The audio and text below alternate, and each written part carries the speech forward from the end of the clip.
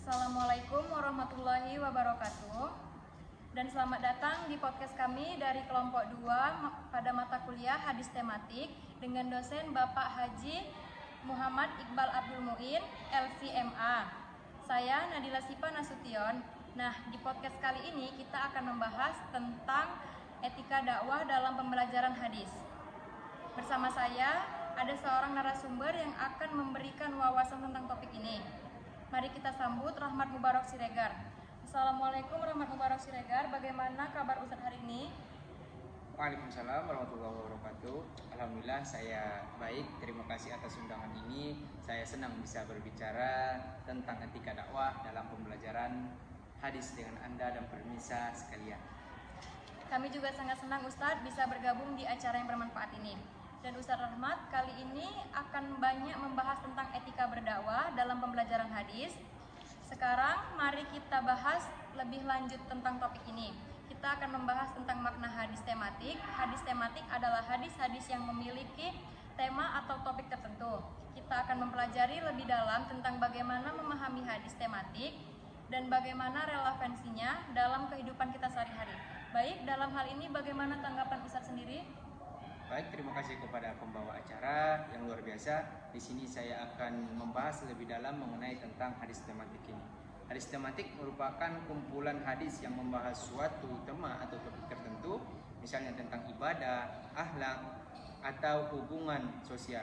Melalui hadis tematik ini, kita dapat memahami ajaran Islam secara komprehensif dan mendalam. Sebagaimana contoh dalam hadis Rasulullah SAW yang membahas tentang akhlak, hadis tematik tentang akhlak. Sebagaimana sabdanya an Abi Hurairah radhiyallahu anhu qala Rasulullah sallallahu alaihi wasallam innama bu'ithu liutammima salihal akhlaq rahul Bukhari.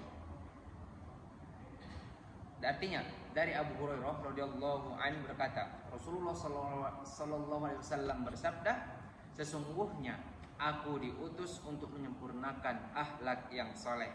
Hadis riwayat Bukhari, Azmahumni, hadis ke-2002.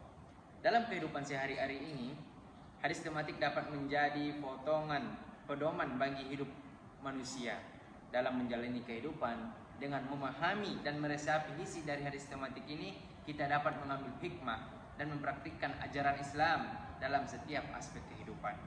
Pentingnya memahami juga mengamalkan hadis tematik dapat membantu kita dalam menghadapi berbagai tantangan, cobaan yang kita alami. Dengan menjadikan hadis-hadis sebagai pedoman, kita dapat bertindak sesuai dengan ajaran Islam dan meraih keberkahan dalam setiap langkah yang kita ambil. Sebagai umat Islam, tentunya kita perlu terus belajar dan merenungkan makna dari hadis tematik agar dapat kita menjadi teladan yang baik bagi orang lain dan mendekatkan diri kepada Allah Subhanahu wa taala tentunya. Wah, luar biasa teman sekalian. Nah, kita sudah tahu nih makna hadis tematik dalam kehidupan sehari-hari. Dari pembahasan di atas, ada satu hal yang mungkin teman sekalian masih menimbulkan pertanyaan nih.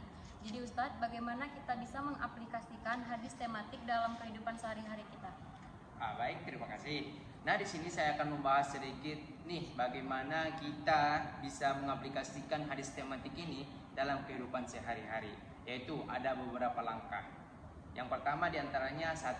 Memahami hadis ini secara mendalam. 2. Menyusun daftar hadis tematik. 3. Mengamalkan hadis ini dalam keseharian. 4. Berdiskusi dan berbagi dengan orang lain. Dan yang terakhir, evaluasi hadis atau mengevaluasi hadisnya secara berkala.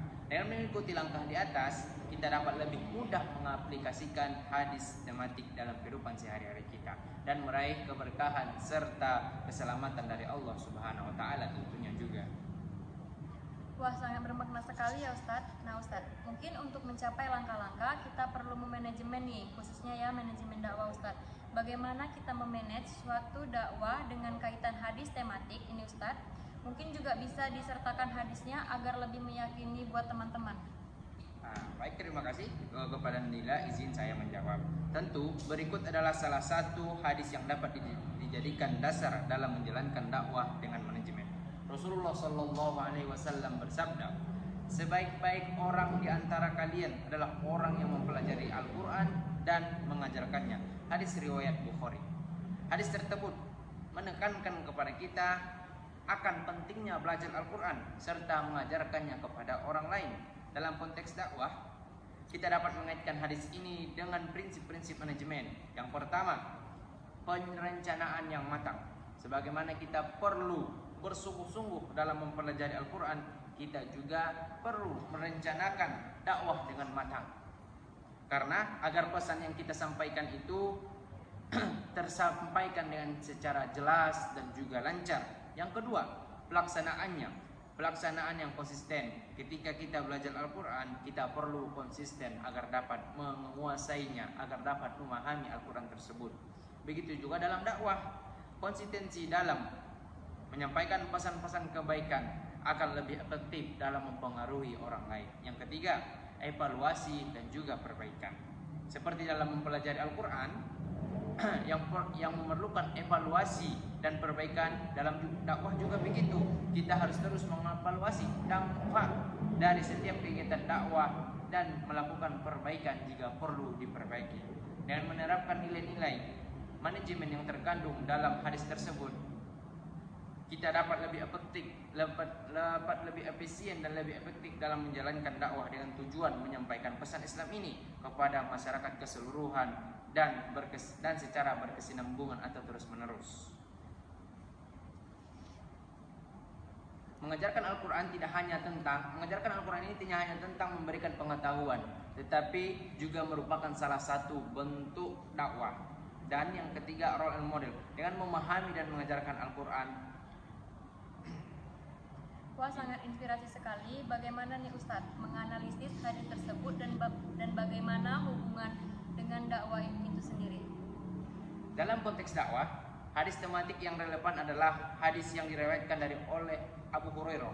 Beliau menyatakan, barang siapa mengajak kepada petunjuk, maka baginya pahala seperti pahala orang yang mengikutinya, tanpa mengurangi pahala mereka yang sedikit pun. Dan barang siapa yang mengajak kepada kesesatan, maka dosa yang ditanggungnya seperti dosa yang mengikutinya, tanpa mengurangi dosa mereka sedikit pun. Dari hadis tersebut terdapat beberapa poin penting yang terkait dalam etika dakwah. Yang pertama, mengajak kepada petunjuk. Yang kedua, niat dan lillahi ta'ala tentunya. Dan yang ketiga, tanggung jawab. Serta yang terakhir, hindari kesesatan. Dengan memahami dan menerapkan etika dakwah yang baik seperti ini, maka dalam ajaran hadis tersebut, para ustazah dapat menjalankan tugas dakwahnya dengan baik dan benar sesuai dengan tuntunan ajaran syariat Islam kita tentunya. Etika dakwah yang baik ini akan membawa manfaat bagi diri kita, bagi diri orang lain, dan bagi Islam secara keseluruhan kafah.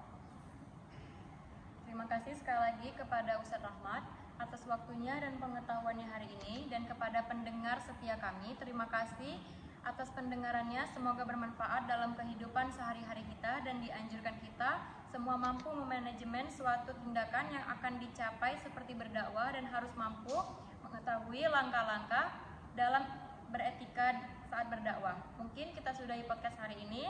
Sampai jumpa di episode berikutnya. Wassalamualaikum warahmatullahi wabarakatuh. Waalaikumsalam warahmatullahi wabarakatuh. Dan saya ucapkan juga terima kasih kepada pembawa acara yang sangat luar biasa ini, dan kepada teman-teman sekalian yang telah mendengarkan podcast kami ini. Assalamualaikum warahmatullahi wabarakatuh.